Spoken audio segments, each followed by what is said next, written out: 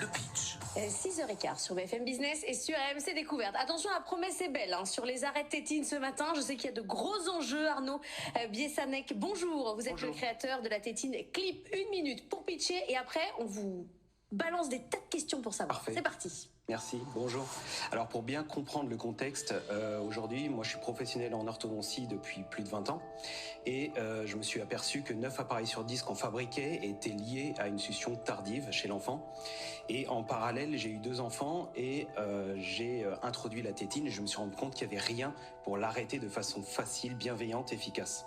J'ai donc inventé la tétine Clip pour eux. La tétine Clip, c'est en fait une tétine simple sur laquelle on va venir ajouter des petites collerettes, des petites cales qui vont permettre de réduire progressivement la longueur de l'embout de succion et jusqu'à l'arrêt total de l'enfant de la tétine. Donc simplement, c'est aussi une méthode dans laquelle on va finalement donner une tétine plutôt que de la retirer.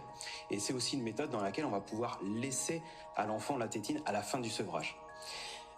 En quelques chiffres, Clip, c'est aussi donc 600 pharmacies en France et en Allemagne qui distribuent. C'est 2000 professionnels de santé qui recommandent tous les jours.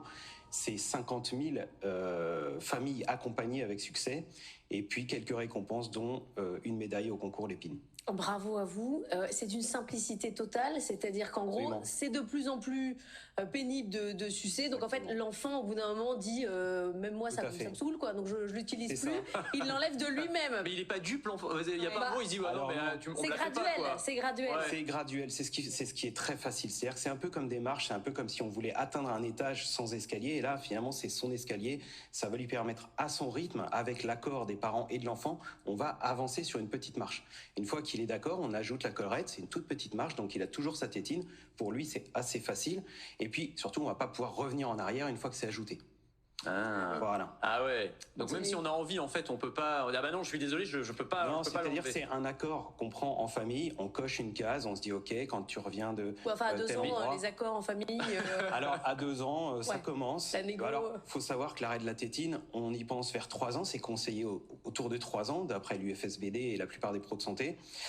Et puis souvent, étant donné que c'est quelque chose de compliqué, c'est quelque chose qui est souvent plus tardif. Mais c'est 4 ans, 5 ans. Mais c'est vraiment si traumatisant que ça pour qu'on ait besoin d'un dispositif comme celui-ci. Bien sûr, oui. mais non, mais vraiment, n'ayant pas d'enfant, peut-être que voilà. Mais vous en avez déjà vu des enfants, non? Oui, mais bon. Les chiffres, c'est 9 appareils sur 10 chez nous qu'on fabrique qui finalement ont un lien. Et puis c'est aussi 2 ans d'attente en orthophonie. C'est beaucoup de choses d'impact derrière. Et justement, comment est-ce que vous expliquez qu'il n'y ait pas eu de solution trouvée auparavant? Alors, il y a des solutions, mais les solutions qui existent sont toutes très immédiates. Il y a la menace du Père Noël, mais bon, c'est... Et le Père Noël, finalement... C'est quoi la menace? Ça marche très bien. T'enlèves pas la tétine, le Père Noël passera pas. Voilà, c'est ça la violence du quotidien, Anthony Morel. C'est violent, effectivement, et pour l'enfant, c'est trop immédiat. En fait, c'est juste qu'on est dans des techniques à chaque fois trop immédiates, et du coup, finalement, l'enfant n'adhère pas, les parents craquent, redonnent la tétine, et puis on perd 1 an, 2 ans, 3 ans. Là, vous promettez l'arrêt de la tétine en quelques jours. Enfin, sur votre site, c'est bien marqué, en fonction de 7 jours, puisqu'il y a 7 collerettes. Oui. Mais si ça dure pendant des mois, est-ce que il y a un risque avec cette toute petite sucette au bout? Est-ce que ça peut abîmer les... Non, par expérience, ça dure pas. C'est-à-dire qu'un enfant qui va vouloir vraiment prendre son temps, on va être sur 2 mois. Et puis un enfant qui va vouloir aller vite, on va être sur 4 jours. En fait, c'est vraiment en fonction de l'enfant et en fonction de son état, être prêt à arrêter ou pas. Et ça se passe très bien. Et en général, sur cette période, nous, on conseille sur 30 jours avec une collerette par semaine en moyenne. Alors, où est-ce que vous fabriquez ces petites collerettes? Alors, les collerettes sont fabriquées dans l'Est de la France. Tout est français. On a juste la tétine qui est allemande, puisqu'en fait, on n'a pas trouvé de fabricant français de tétine. Et puis, tout le reste est fait en France. On a fabriqué notre moule et on fait injecter les pièces.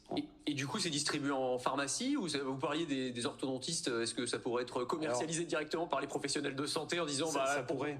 Pour vos enfants, là, ça peut être pas mal d'utiliser ce genre de tétine? Ça pourrait. L'orthodontiste, il a un travail qui est tout autre. Donc lui, il va se contenter souvent d'en parler parce qu'on a une solution qui fonctionne et il va en parler. Donc il est presque plus prescripteur.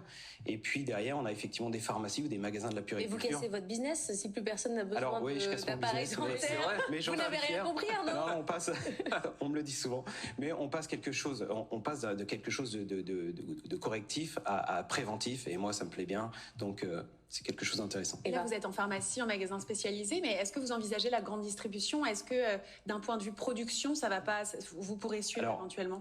Alors suivre, oui, aujourd'hui on en distribue beaucoup, on est en France, en Allemagne, 600 pharmacies c'est déjà beaucoup, mais on pourra aller plus loin, il n'y a pas tellement de limites, je dirais qu'après la limite va être rester dans un système, dans une fabrication française, donc il faut qu'on travaille nos marges aussi. La grande distribution, des fois, c'est un petit peu le combat au niveau des marges, donc bon, c'est peut-être juste le frein. Ça vous bien sûr, bien sûr. Merci beaucoup d'être venu ce matin, Arnaud Biesanek, pour nous présenter Clip.